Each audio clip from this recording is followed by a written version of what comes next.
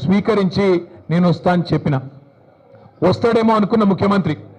పోనీ ముఖ్యమంత్రి రాకపోతే ఆయన తరపున ఒక బాధ్యత గల ఉప ముఖ్యమంత్రినో ఒక వ్యవసాయ మంత్రినో లేదా మరొక మంత్రినో పంపుతారేమో అనుకున్నా.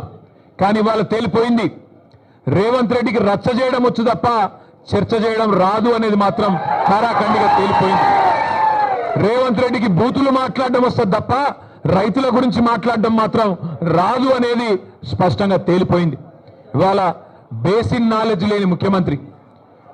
ఆయన ఇరిగేషన్ అధికారుల సమావేశంలో తాను ముఖ్యమంత్రి అనేది కూడా మర్చిపోయి ఏ ప్రాజెక్టు ఏ నదీ బేసిన్లో ఉంది అని ఒక చిన్నపిల్లగాడు అడిగినట్టు అడుగుతుంటే ఈయననా మన ముఖ్యమంత్రి అని చెప్పి, ఈయననా మనకు న్యాయం చేసేదని చెప్పి రాష్ట్రంలోని రైతులు ఇవాళ బాధపడే పరిస్థితి. వాస్తవం ఒకటి మాత్రం, నీళ్లు, నిధులు, నియామకాలు. ఇది ఆనాడు కేసీఆర్ గారు, తెలంగాణ ఉద్యమకారులు జయశంకర్ గారు, ఇంకా తెలంగాణ బిడ్డలు ఆనాడు తెలంగాణ ఉద్యమానికి ఇచ్చిన శీర్షిక నీళ్లు, నిధులు, నియామకాలు. ఇవాళ రేవంత్ రెడ్డి గారు కూడా అదే పాటిస్తున్నారు. నీళ్లు, నిధులు, నియామకాలు. నీళ్ళేమో ఆయన గురువు గారు చంద్రబాబు గారికి కృష్ణా నీళ్లను, గోదావరి నీళ్లను తెలంగాణ రైతులకు సున్నం పెడుతూ, తెలంగాణ రైతుకు మోసం చేస్తూ అక్కడ కింద గోదావరిలో బనకచెర్ల కడుతుంటే దానికి పచ్చజెండా ఊపుతాడు. కింద శ్రీశైలం నుంచి కృష్ణా నీళ్లు అటు పోతిరెడ్డిపాడు నుంచి తోలుకొని పోతుంటే దానికి కూడా కళ్ళు మూసుకొని చంద్రబాబు గారు చెప్పినట్టు కోవట్టు పాలన ఇవాళ నడుస్తా ఉన్నది రాష్ట్రంలో.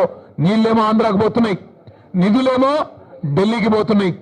ఈ నియామకాలు ఆయన తొత్తులు కొంతమందికి ఇచ్చుకొని వాళ్ళనే చూసుకొని మురిసిపోతా ఉన్నాడు. నేను అడిగిన ఒక కాంగ్రెస్ నాయకుడు ఫోన్ చేసిండు, ఎందుకన్నా ఇదంతా అని.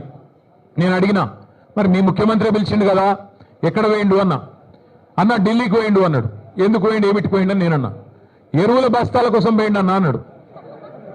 ఎరువుల బస్తాల కోసం పోయిండట. ఎట్లుందంటే ఇది వెనకటికెవడో తాటి చెట్టు ఎక్కిండట.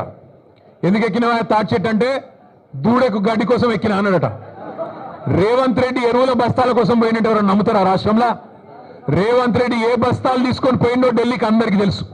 రేవంత్ రెడ్డి వాళ్ళ ఢిల్లీ భాషలకు, కేంద్రంలో ఉండే పెద్దలకు ఏ బస్తాలు మోస్తాడో, ఏ బస్తాలు మోసి ఇవాళ ఆ పదవి కాపాడుకుంటున్నాడో రాష్ట్రంలో చిన్నపిల్లలకు కూడా తెలుసు. మనోళ్ళు సోషల్ మీడియాలో మా తమ్ముళ్ళు చెల్లెళ్ళు మంచిగా ముద్దు పేరు పెట్టిండ్రు. పే సీఎం అంటే పేమెంట్ కోటాలో తెచ్చుకున్న సీఎం పదవిని ఎప్పటికప్పుడు పేమెంట్లు ఇచ్చుకుంటూ కాపాడుకునే బాపత్ తప్ప నీకు రాష్ట్రంలో రైతుల మీద ప్రేమ లేదు, రాష్ట్రంలో గిరిజనుల మీద ప్రేమ లేదు, దళితుల మీద ప్రేమ లేదు, 42% రిజర్వేషన్ ఇస్తానని నువ్వు మోసం చేసిన బలహీన వర్గాల బిడ్డల మీద ప్రేమ లేదు, 2500 రూపాయలు ఇస్తానని నువ్వు మోసం చేసిన ఆడబిడ్డల మీద కనీస గౌరవం లేదు.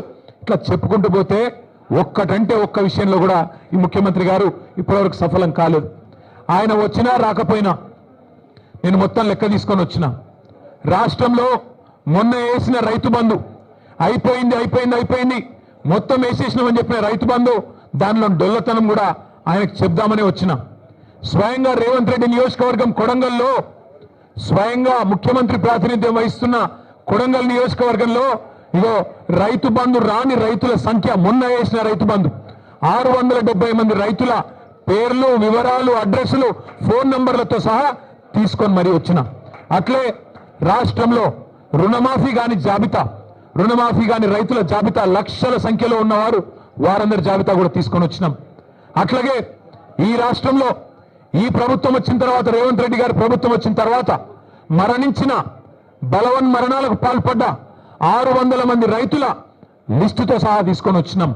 అట్లాగే ఈ రాష్ట్రంలో బోనస్ రాక పంటలు అమ్ముకునే దిక్కులేక, ప్రభుత్వం కొనక మిల్లర్లకు అమ్ముకొని నష్టపోయిన రైతుల జాబితా కూడా మీరు ఏమంటే ఇవ్వడానికి సిద్ధంగా ఉన్నాం. ఇవాళ రాష్ట్రంలో ఎరువుల కొరత రైతులను సతమతం చేస్తున్నది. ఒక ఆధార్ కార్డు మీద ఒకటే ఎరువు బస్తా, ఒకటే యూరియా బస్తా ఇస్తామంటే ఇలా రైతులు మళ్ళా లైన్లు కట్టి చెప్పులు క్యూలో పెట్టి ఎదురు చూస్తా ఉన్నారు ఫర్టిలైజర్ దుకాణాల ముంగట. రేవంత్ రెడ్డి అధికారంలోకి వచ్చే ముందు ఒక పాటను తయారు చేసి దేశం మీదకి వదిలిను. మళ్ళీ ఆనాటి రోజులు తీసుకొస్తామని చెప్పాను. నిజంగానే ఆనాటి రోజులు తెచ్చిండ్రు. ఆనాటి రోజులు కరెంటు కోతల రోజులు, మళ్ళీ ట్రాన్స్ఫార్మర్ల పేలిపోయే రోజులు, ఆనాటి రోజులు ఎరువుల కోసం, విత్తనాల కోసం లైన్లలో నిలబడే రోజులు మళ్ళీ కాంగ్రెస్ ప్రభుత్వం తీసుకొని వచ్చింది. ఇందిరమ్మ రాజ్యం అంటే సంక్షేమ రాజ్యం వస్తుందేమో అనుకున్నారు ప్రజలు. కానీ ఇందిరమ్మ రాజ్యం అంటే అక్రమ కేసులు, ఇందిరమ్మ రాజ్యం అంటే అణిచివేతలు, ఇందిరమ్మ రాజ్యం అంటే నిర్బంధాలు, ఆనాడు 50 ఏళ్ల కింద విధించిన ఎమర్జెన్సీని మళ్ళీ తలపించే విధంగా ఇందిరమ్మ రాజ్యం అంటేనే భయమయ్యేటట్టు ఇలా మళ్ళొక్కసారి పేదల మీద, గిరిజనుల మీద, దళితుల మీద దాడులు చేస్తూ చివరికి సోషల్ మీడియాలో ఒక పోస్ట్ పెడితే, రీట్వీట్ పెడితే నల్లబాలు అనే ఒక బలహీన వర్గాల తమ్ముడు శశిధర్ గౌడ్, పిల్లగాని పేరు, ఆయన తీసుకుపోయి ఇలా